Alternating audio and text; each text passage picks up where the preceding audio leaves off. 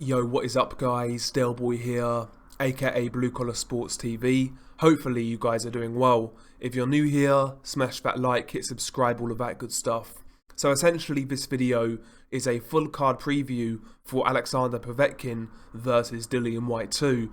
Of course this card goes down on the 27th of March, takes place in Gibraltar, and in the UK it will be televised on Sky Sports Box Office, and in the US on DAZN.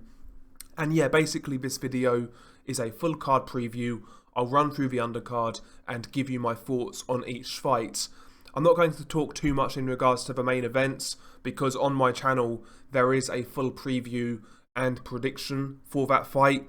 But in short, very interesting rematch. Of course, last time around Dillian Whyte got brutally knocked out. How's he going to respond to that?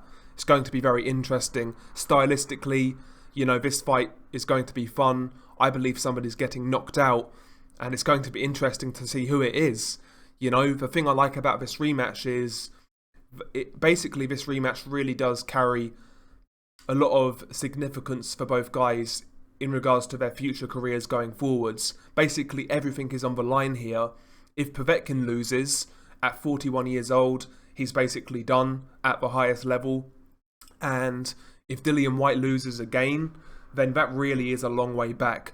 There's a lot at stake here in this main event between Povetkin and Whyte, and I'm really looking forward to it. But if you want like more detail on this fight, go on my channel and have a look at my prediction video in regards to this fight.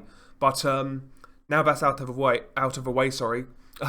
let's talk about the actual card itself. So we have a super welterweight encounter for the vacant British super welterweight title between Ted Cheeseman and James Metcalf. Very good fight. Ted Cheeseman at domestic level at 154 in the UK. Very exciting. Had some very good fights already.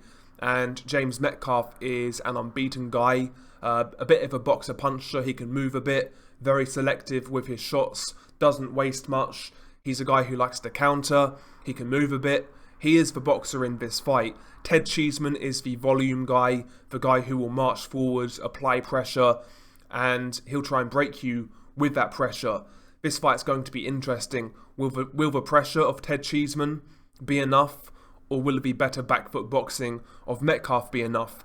Interesting scrap. Cheeseman is certainly more experienced, but at the same time, he's taken a lot of punishment very early on in his career. He's only had, 19 fights, and this guy's taken a lot of punishment. So, you know, you can't keep on going to the well and it not affecting you in future fights. Could this be that fight? More than likely not. He's still quite young, but James Metcalf is certainly the fresher man going into this fight. Not really had any trouble in his pro career so far. He's basically had it all his own way, and ultimately this is a step up for James Metcalf, not really Ted Cheeseman. Ted Cheeseman has fought Scott Fitzgerald, Sam Eggington, Sergio Garcia. You know, he's fought a high level of competition in comparison to James Metcalf, so it's a big step up for Metcalf, no doubt about it, but he certainly got a good chance in this fight.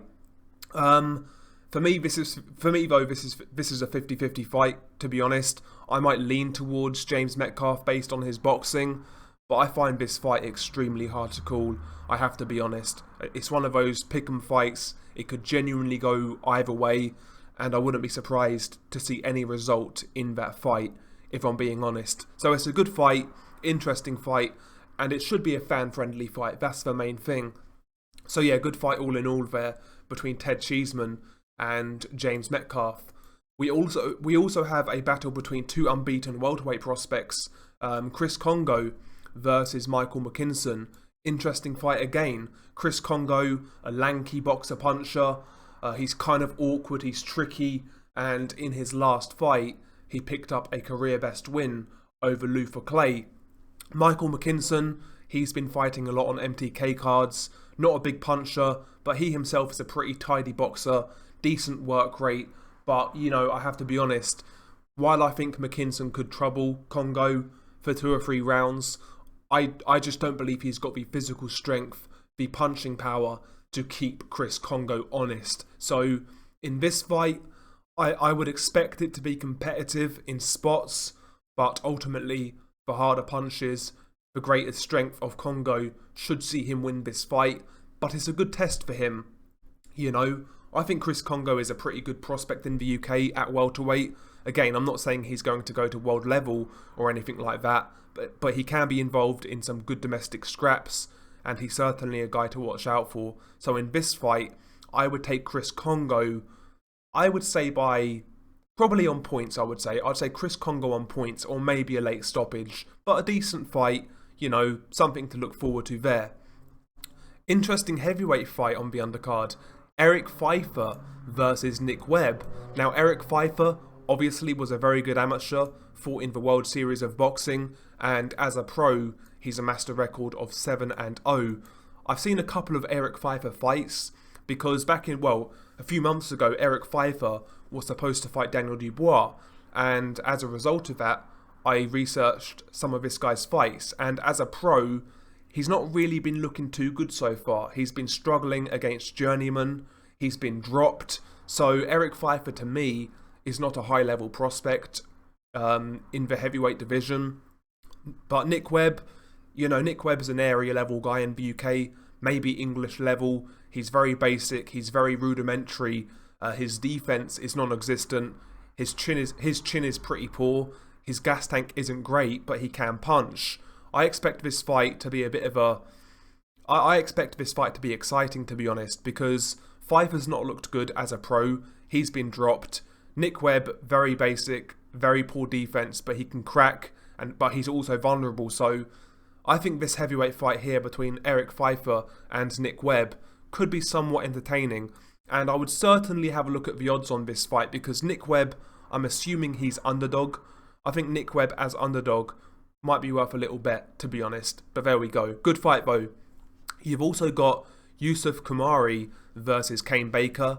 Yusuf Kumari, unbeaten prospect in the UK. I've got to confess, I've not really seen too much of Kumari, so I don't know what to expect from this guy.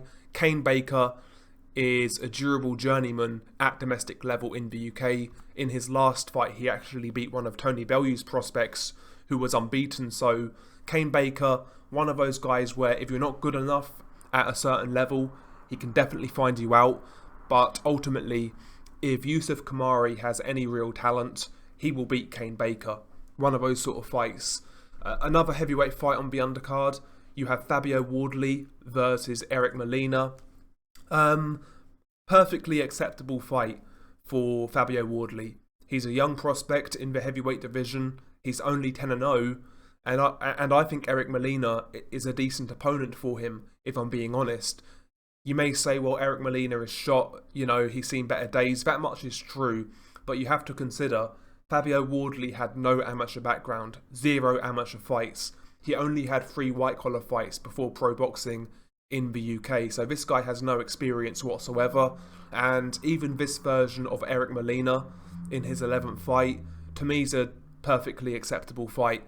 Eric Molina can crack, so it would be interesting to see what happens if Wardley gets caught.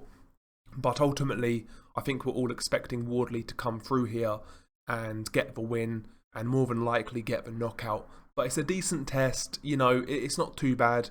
It is what it is.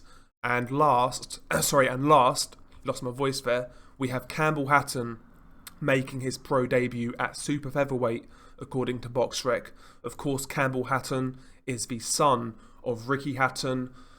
You know, from what I understand, Campbell Hatton did have some amateur fights, but he was never really like an elite level amateur. So I'm not really sure what to expect from Campbell Hatton. You know, he's got the name, but can he fight?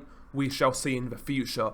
I actually hope Campbell Hatton goes on to achieve something, because, you know, the fan base that his father brought to events was nothing short of amazing.